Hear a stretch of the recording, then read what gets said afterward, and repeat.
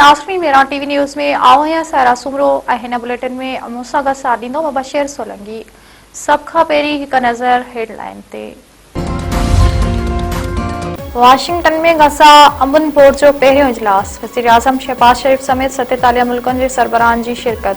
अमरीकी सदर Donald Trump जी सदारत हेठि इजलास खां अॻु अॻवाननि गॾियल ग्रुप फोटो कढायो वियो। अमरीकी सदर ट्रंप चयो आहे त हिन दुनिया में 8 जंगियूं रोकरायूं जिन में केतिरियूं ई मुश्किल जंगियूं भी शामिल हुयूं। पायदार अमन लाइ गज़ा अमन बोर्ड अहम फोरम आहे।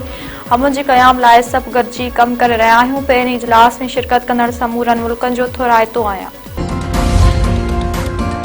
कराची जे सोल्जर बाज़ार में रिहायशी इमारत अंदर गैस सिलेंडर धमाको, फौतुनि जो अंग 16 थी वियो। फौतुनि में 5 ॿार ऐं 3 औरतूं शामिल।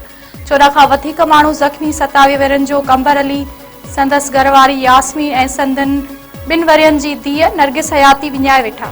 28 वेरनि जो नदीम ऐं संदसि 5 सालनि जो पुटु वसीम बि वाक़ई में फौत। पीरसन मोहम्मद रियाज़, नौजवान सजाद, बाड़ियूं नाज़िया, बेनज़ीर ऐं सोनी भी फौतुनि में शामिल।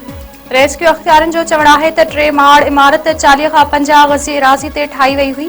धमाके जी शिदत सबबि इमारत अडरही पट पइजी वई। लोह खे कटे मलबे हेठां माण्हुनि खे कढियो वियो। धमाको सहरी वक़्तु गैस सिलेंडर या गैस छिकण वारी मशीन फाटण करे थियो। वॾे वज़ीर सैयद मुराद अली शाह इमारत में धमाके जो नोटिस वरितो। जांच जो हुकुम। सोल्जर बाज़ार वाक़े में क़ीमती इंसानी जानियूं ज़ाया थियण ते ॾुख जो इज़हार। कमिश्नर कराची खे वाक़े जी जांच करे रिपोर्ट पेश करण जी हिदायत। ज़ख़्मियुनि खे बहितर तिबी इमदाद फ़राहम करण ऐं मुतासिर ख़ानदाननि सां ताउन जी भी हिदायत।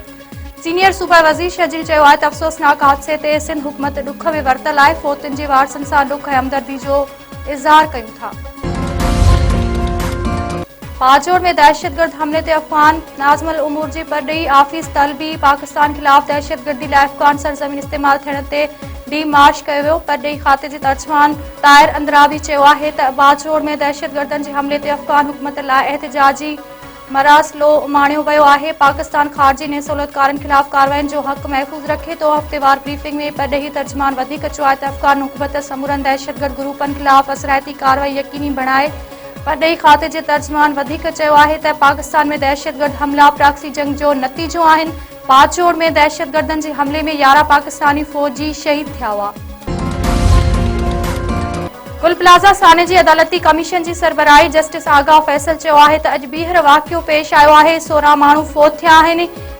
छा 40 खां 50 गज़ जे प्लाट ते ऊची इमारत ठाहिण जी इजाज़त ॾेई सघिजे थी? सिंध बिल्डिंग कंट्रोल अथॉरिटी चवे थी त जेसि ताईं शिकायत नथी थिए हू कार्रवाई नथा करे सघनि। हिन इमारत बाबति बि कॾहिं के शिकायत न कई हूंदी। गुल प्लाज़ा अदालती कमीशन जे इजलास दौरान जस्टिस आगाह फैसल जा remarks judicial commission Sindh building control authority खां 47 सवालनि जा जवाब तलब करे वरिता। इतलात वारे वफ़ाक़ी वज़ीर वानी पीटीआई सां डील वारनि ख़बरुनि जी तरदीद करे छॾी। अता तारड़ चयो आहे त न का डील थी आहे ऐं न ई का रियायत ॾिनी आहे। कंहिं बि क़िस्म जी रियायत जो तासुर ॾियणु बिल्कुलु ग़लति आहे। पाकिस्तान स्टॉक एक्सचेंज में शदीद ॿारहीं कारोबार जी पुॼाणी ते 100 इंडेक्स में 6682 पॉइंटनि जी लाथ। 100 इंडेक्स 1,72,170 पॉइंटनि ते अची वियो। नवाब वली मोहम्मद में ज़मीनी तकरार तां औरत समेत 3 ॼणनि जे क़त्ल वारो वाक़ियो। एहतिजाज करण तां गिरफ़्तार कयल मक़तूलनि जा वारिस आज़ाद ज़मानत ते आज़ादी बैदि मक़तूलनि जा वारिस तॾे ते पहुता। वारसनि जो चवणु आहे त क़ातिल गिरफ़्तार करण बैदि असां ते केस दाख़िल करण बैदि जेलनि में बंदि करे नाइंसाफ़ी कई वई।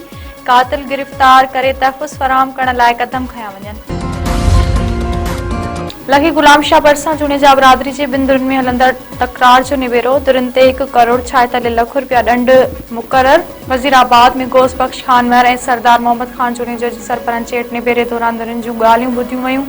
गुलाम रसूल जुनेजे जे धुर मथां 3 खून ऐं 4 ज़ख़्मियुनि जो ॾोह साबित थियण ते 1 करोड़ 7 लख रुपया ॾंड विधो वियो। मोर जुनेजे जे धुर मथां 1 खून ऐं 9 ज़ख़्मियुनि जे ॾोह साबित थियण ते 39 लख रुपया ॾंड रखियो वियो। मीरपुर ख़ासि वेझो बुल में ज़हरीली दवा पीअंदड़ 1 ॿारड़ीअ दम ॾेई छॾियो। ॻोठ सूमार शहर में हफ़्तो अॻु 3 ॿारनि ज़हरीली दवा पाणी सम्झी पी छॾी। ॿारनि खे मीरपुर ख़ासि अस्पताल खां हैदराबाद रिफर कयो वियो हो। 4 वरियनि जी इकरा शहर फौज ज़ुलेखा ऐं रुख़साना जी हालत में सुधारो।